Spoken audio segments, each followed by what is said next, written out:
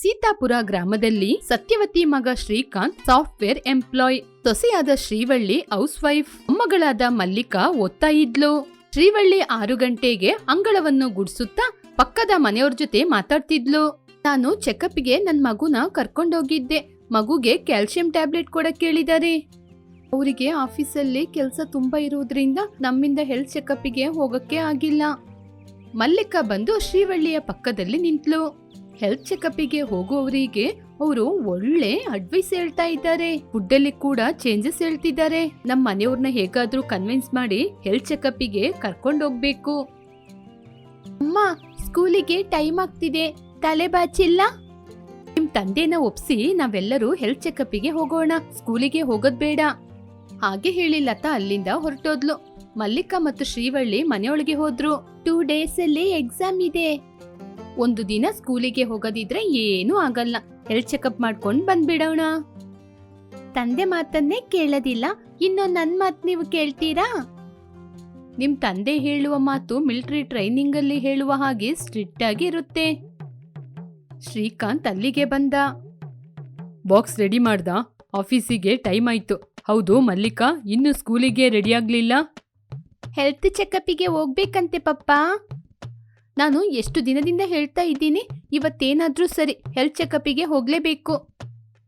Okay Mallika, ನಿನ್ ಮನೆಯಲ್ಲೇ ಇರು. ನಾನು ಆಫೀಸಿಗೆ ಹೋಗಿ ಹಾಫ್ ಡೇ ಲೀವ್ ತಗೊಂಡು ಆಫ್ಟರ್ನೂನ್ ಬರ್ತೀನಿ. 3 ಜನ ಸೇರಿ ಹೋಗೋಣ. ಹೆಲ್ತ್ ಚೆಕಪ್ ನಡೆಯುವ ಜಾಗಕ್ಕೆ 3 ಜನ ಹೋದ್ರು.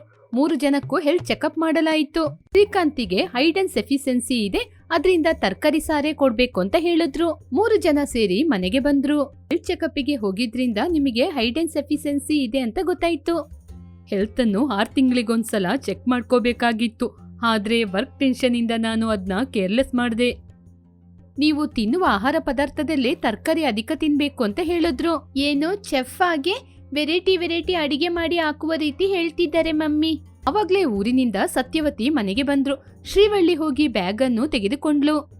ಏನಮ್ಮ, ಅಮ್ಮನಿಗೆ ಎದುರು ಮಾತು ಮಾತಾಡುವಷ್ಟು ದೊಡ್ಡ ಹುಡುಗಿ ಆಗ್ಬಿಟ್ಟಾ? ಏನ್ರಿ, ಅತ್ತೆನ ಕೂಡ ಕರ್ಕೊಂಡೋಗಿ ಹೆಲ್ತ್ ಚೆಕಪ್ ಮಾಡಿಸ್ಕೊಂಡ್ ಬನ್ನಿ. ಇವತ್ತು ನೀವೆಲ್ಲ ಹೋಗಿ ಬಂದಿದ್ದೀರಲ್ವಾ, ಶ್ರೀಕಾಂತಿಗೆ ರಜೆ ಸಿಗ್ಲಿ. ಫಂಕ್ಷನ್ ಚೆನ್ನಾಗಿ ನಡೀತಾ ಅಮ್ಮ? ಊರಲ್ಲಿ ಎಲ್ರೂ ಚೆನ್ನಾಗಿದ್ದಾರಾ? ಎಲ್ಲರೂ ಚೆನ್ನಾಗಿದ್ದಾರೆ. ಫಂಕ್ಷನ್ ಕೂಡ ಚೆನ್ನಾಗಿ ನಡೀತು. ನಾನು ತುಂಬಾ ಟಯರ್ಡ್ ಆಗಿದ್ದೀನಿ, ಹೋಗಿ ರೆಸ್ಟ್ ಮಾಡ್ತೀನಿ. ಸತ್ಯವತಿ ಅಲ್ಲಿಂದ ರೂಮಿಗೆ ಹೊರಟೋದ್ಲು. ಶ್ರೀಕಾಂತ್ ಹೊರಟು ಆಫೀಸಿಗೆ ಹೋದ. ಮಲ್ಲಿಕಾ ಮೊಬೈಲಲ್ಲಿ ವಿಡಿಯೋ ಗೇಮ್ನ ಆಡ್ತಾ ಇದ್ಲು.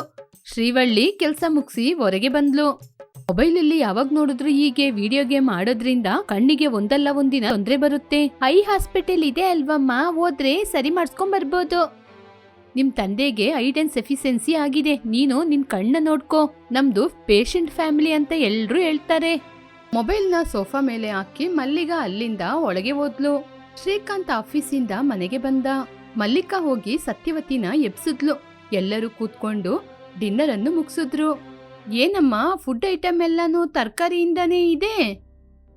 ನಿಮ್ಮ ಮಗನಿಗೆ ಐಡನ್ ಸಫಿಷಿಯನ್ಸಿ ಬಂದಿದೆಯಲ್ಲ, ಅದಕ್ಕೇನೆ ಎಲ್ಲ ಅಡುಗೆ ತರಕಾರಿಯಲ್ಲೇ ಮಾಡಿದೀನಿ. ಹಾಗಾದ್ರೆ ಮಮ್ಮಿ, ಡ್ಯಾಡಿಗೆ ಬೇರೆ ಫುಡ್ ಮಾಡಿ, ನಮಗೆ ಬೇರೆ ಫುಡ್ನ ಪ್ರಿಪೇರ್ ಮಾಡಿ.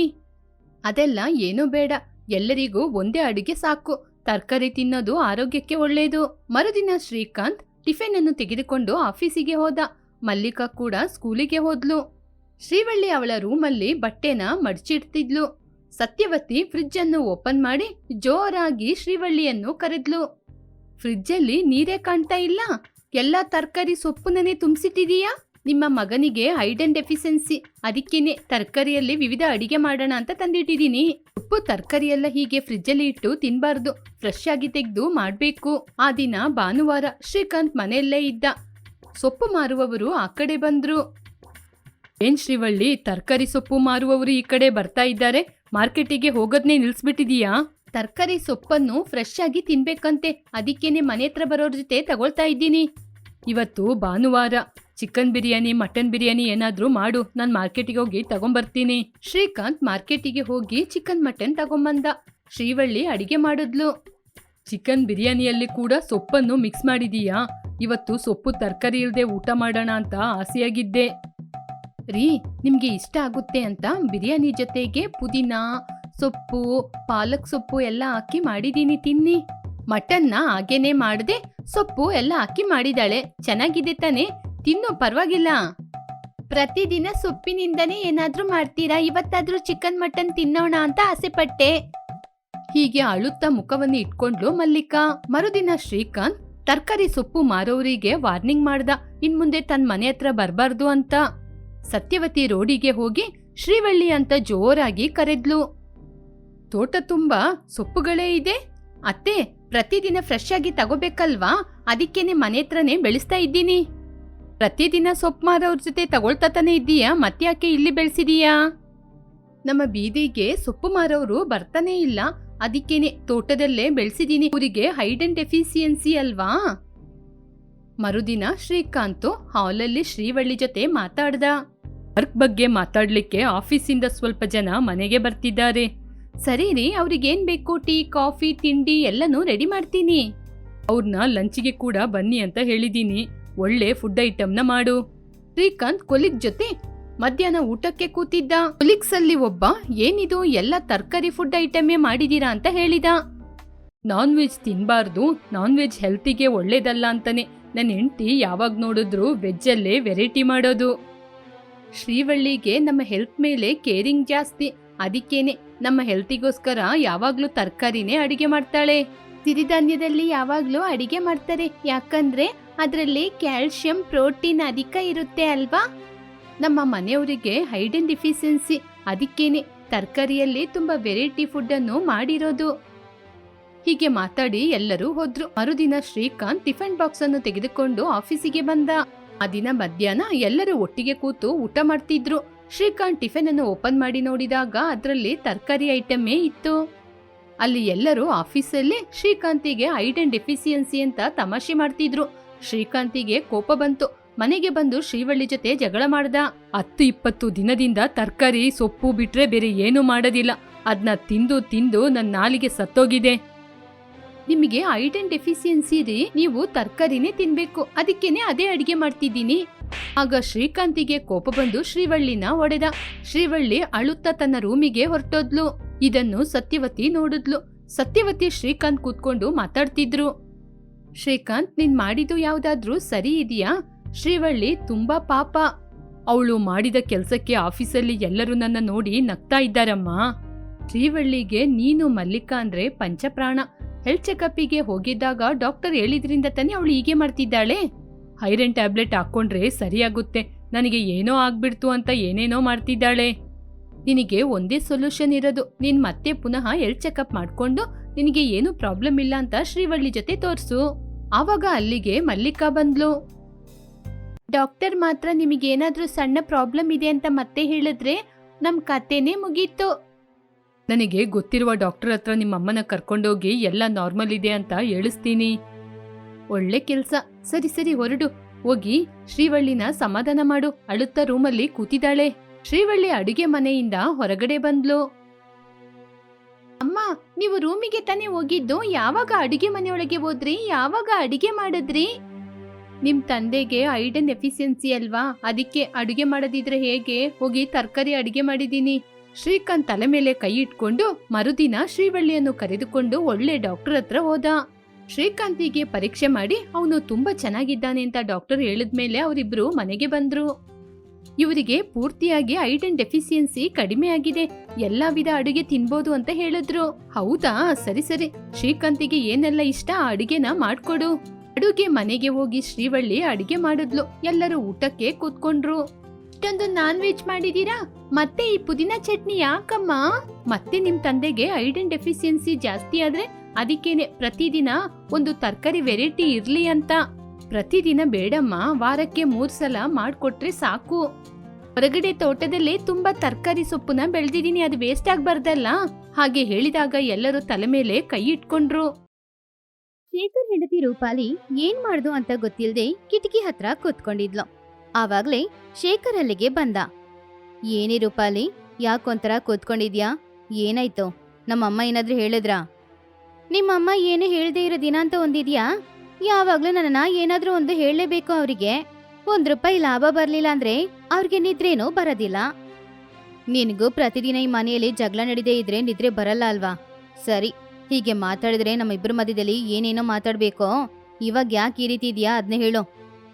ನಮ್ಮ ಇಡ್ಲಿ ಅಂಗಡಿ ಹತ್ರ ಶಾಂಬ ಕೆಲಸ ಮಾಡ್ತಿದ್ದ ಅಲ್ವಾ, ಅವನಿಗೆ ಆ ಕೆಲ್ಸ ಈ ಕೆಲ್ಸ ಅಂತ ಎಲ್ಲಾನು ಕೊಡ್ತಾ ಇದ್ರು ನಿಮ್ಮಮ್ಮ. ಆದ್ರೆ ಸಂಬಳ ಕೊಡ್ಲಿಲ್ಲ. ಅವನು ಕೆಲ್ಸ ಬಿಟ್ಬಿಟ್ಟು ಹೋಗ್ಬಿಟ್ಟ. ಅದಕ್ಕೆ ಅಲ್ಲಿ ಕೆಲಸ ಮಾಡಕ್ ಯಾರೂ ಇಲ್ಲ. ನಮ್ಮ ಇಡ್ಲಿ ವ್ಯಾಪಾರನೂ ಸರಿಯಾಗಿ ನಡೀತಾ ಇಲ್ಲ.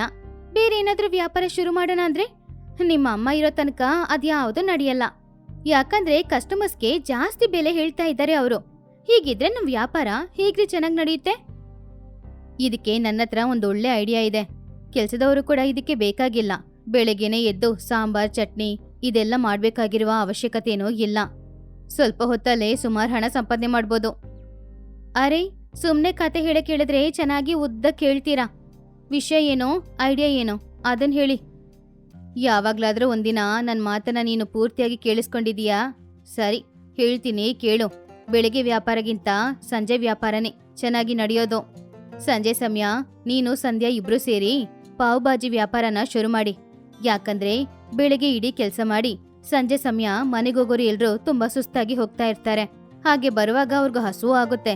ಆ ಸಮಯ ನೀವು ಮಾರೋ ಬಿಸಿ ಬಿಸಿ ಪಾವ್ ಭಾಜಿನ ಅಲ್ಲೇ ತಿಂದು ಮನೆಗೋಗಿ ಪ್ರಶಾಂತವಾಗಿ ಅಡಿಗೆ ಮಾಡಿ ಊಟ ಮಾಡಿ ನಿದ್ರೆ ಮಾಡ್ತಾರೆ.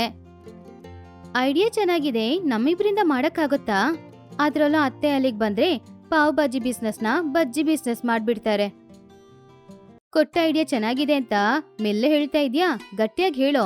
ರೋಡಲ್ಲಿ ಯಾರು ಪಾವ್ ಭಾಜಿ ಮಾರಿ ನಾನ್ ನೋಡಿದ್ ಕೂಡ ಇಲ್ಲ ಗೊತ್ತಾ? ಹೇಗೋ ತಮ್ಮ ನರೇಶ್ ಮನೆಯಲ್ಲಿ ಸುಮ್ನೆ ತಾನೇ ಇದ್ದಾನೆ. ಅವನನ್ನ ನೀನು ಜೊತೆಗಿಟ್ಕೋ. ಅಮ್ಮನತ್ರ ನಾನ್ ಮಾತಾಡ್ತೀನಿ. ಹಾಗಂತ ಹೇಳಿ ಶೇಖರ್ ಅಲ್ಲಿಂದ ಹೋದ. ರೂಪಾಲಿಗೆ ಪಾವ್ ಭಾಜಿ ಮಾಡೋದ್ ಹೇಗೆ ಅಂತ ಗೊತ್ತಿಲ್ಲ. ಆದ್ರಿಂದ ಅವಳು ಸಂಧ್ಯಾನ ಕರೆದ್ಲು. ಸಂಧ್ಯಾ, ಇಲ್ಲಿಗೆ ಸ್ವಲ್ಪ ಬಾ, ಮಾತಾಡ್ಬೇಕು. ಏನಕ್ಕ?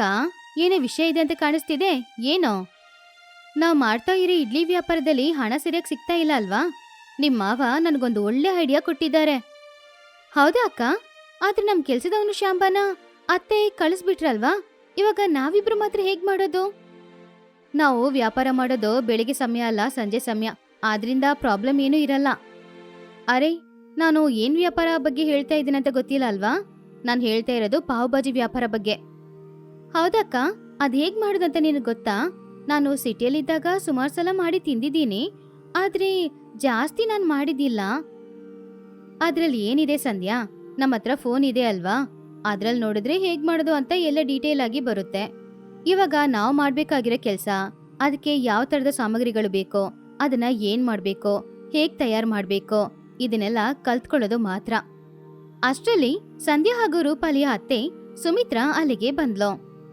ಏನೋ ದೊಡ್ಡ ಸೊಸೆ ಸಿಟಿ ಸೊಸೆ ಇಬ್ರು ಸೇರಿ ಏನೋ ಪ್ಲಾನ್ ಹಾಕ್ತಾ ಇರೋ ಹಾಗಿದೆ. ಪುನಃ ನನ್ ಮನೆಗೇನಾದ್ರೂ ತೊಂದ್ರೆ ತಗೊಂಡ್ಬರ್ತೀರಾ? ನಾನ್ ಸಮಸ್ಯೆ ತಗೊಂಡ್ ಬಂದ್ರೆ ನೀವೇ ನಿಮ್ ತಲೆಯಲ್ಲಿ ಹೊರ್ತೀರಾ? ಅದನ್ನ ನನ್ ತಲೆ ಮೇಲೆ ತಾನೇ ಎತ್ತಿಡ್ತೀರಾ?